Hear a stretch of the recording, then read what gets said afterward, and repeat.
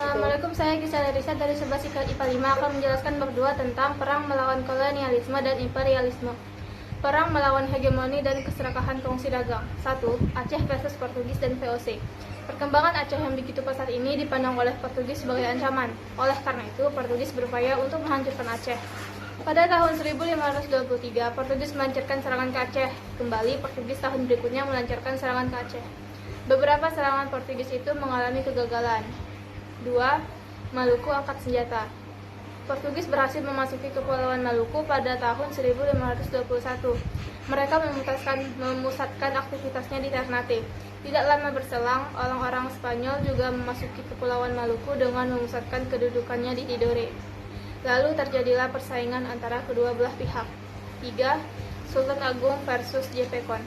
Sultan Agung adalah raja yang terkenal dari kerajaan Mataram. Pada masa pemerintahan Sultan Agung, Mataram mencapai zaman keemasan. Cita-cita Sultan Agung antara lain: 1. Mempersatukan seluruh tanah Jawa. 2. Mengusir kekuasaan asing dari bumi Nusantara. 4. Perlawanan Banten. Banten memiliki posisi yang strategis sebagai bandar perdagangan internasional. Oleh karena itu, sejak semula Belanda ingin menguasai Banten, tapi tidak pernah berhasil. Akhirnya, VOC membangun bandar di Batavia pada tahun 1619. Terjadi persaingan antara Banten dan Batavia memperebutkan posisi sebagai bandar perdagangan internasional. Oleh karena itu, rakyat Banten sering melakukan serangan-serangan terhadap VOC. 5. Perlawanan Goa. Kerajaan Goa merupakan salah satu kerajaan yang sangat terkenal di Nusantara. Pusat pemerintahannya berada di Songo-Opu yang sekaligus menjadi pelabuhan kerajaan Goa. 6. Rakyat Riau angkat senjata. Ambisi untuk melakukan monopoli perdagangan dan menguasai berbagai daerah di Nusantara terus dilakukan oleh VOC. Di samping menguasai Malaka, VOC juga mulai mengincar Kepulauan Riau. 7. Pemberontakan orang Cina di Batavia. Sejak abad ke-5, orang-orang Cina sudah mengadakan hubungan dagang ke Jawa dan jumlahnya pun semakin banyak. Pada masa perkembangan kerajaan-kerajaan Hindu-Buddha dan Islam, banyak pedagang Cina yang tinggal di daerah pesisir yang menikah dengan penduduk Jawa, khususnya ke Batavia. 8. Perlawanan Pangeran Mangkubumi dan Mas Said. Perlawanan terhadap VOC di Jawa kembali terjadi. Perlawanan ini dipimpin oleh bangsawan kerajaan, yakni Pangeran Mangkubumi dan Raden Mas Said. Perlawanan berlangsung sekitar 20 tahun. Perang melawan penjajahan Belanda. 1. Perang Tondano.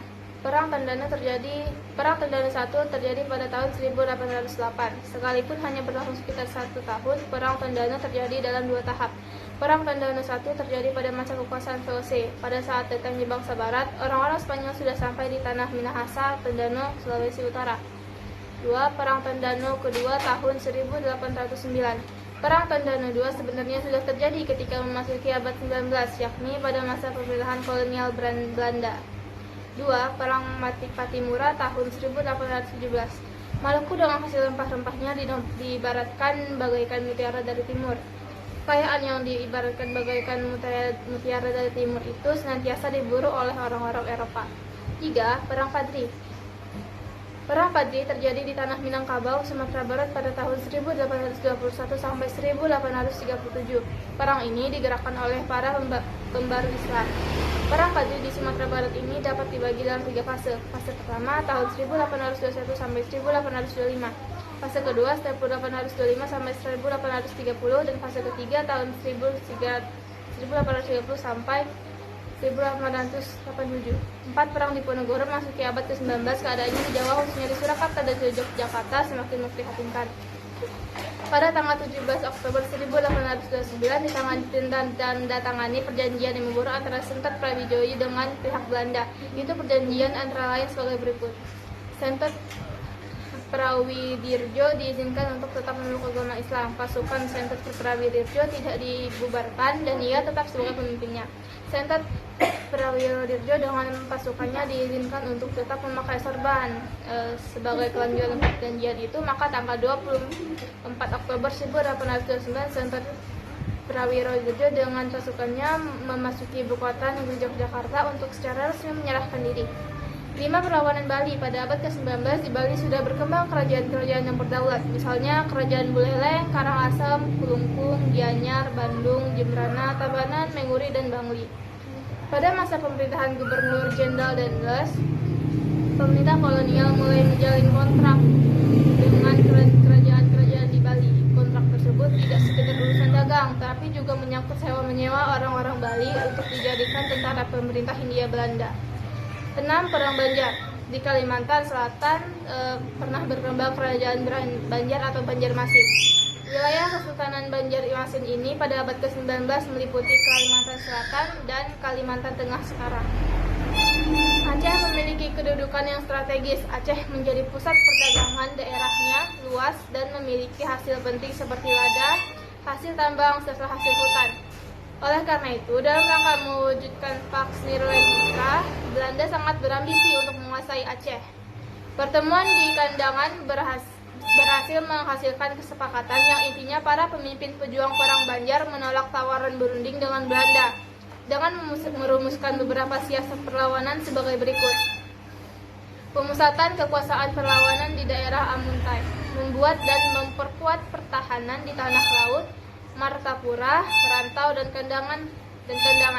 Pangeran Antasari memperkuat pertahanan di dusun atas dan mengusahakan tambahan senjata. 7. Ada Perang Aceh.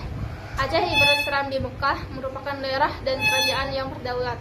Rakyat bebas beraktivitas, beribadah, dan berdagang dengan siapa saja dan di mana saja. Tetapi kedaulatan mulai terganggu karena keserakahan dan dominasi Belanda. Markhorgan mengusulkan beberapa cara untuk melawan perjuangan rakyat Aceh. Beberapa usulan itu adalah sebagai berikut, yaitu perlu memecah belah persatuan dan kekuatan rakyat Aceh dan menghadapi kaum ulama yang fanatik dalam memimpin perlawanan harus dengan kekerasan, bersikap lunak terhadap kaum bangsawan dan keluarganya, dan diberi kesempatan untuk masuk ke dalam korps pamong praja. 8. Perang Batak. Batak merupakan nama kawasan sekaligus nama suku Batak. Ada beberapa kelompok Batak, misalnya Batak Toba, Batak Karo, Batak Simalungun, Batak Mandailing, dan Batak Paksak. Batak sebenarnya berada di daerah-daerah kompleks perkampungan yang disebut dengan huta. Huta adalah bentuk kesatuan ikatan-ikatan kampung yang dalam berbagai aspek kehidupan berdiri sendiri-sendiri. Sekian saja dari saya. Mohon maaf apabila banyak kesalahan dalam kata. Wassalamualaikum warahmatullahi wabarakatuh.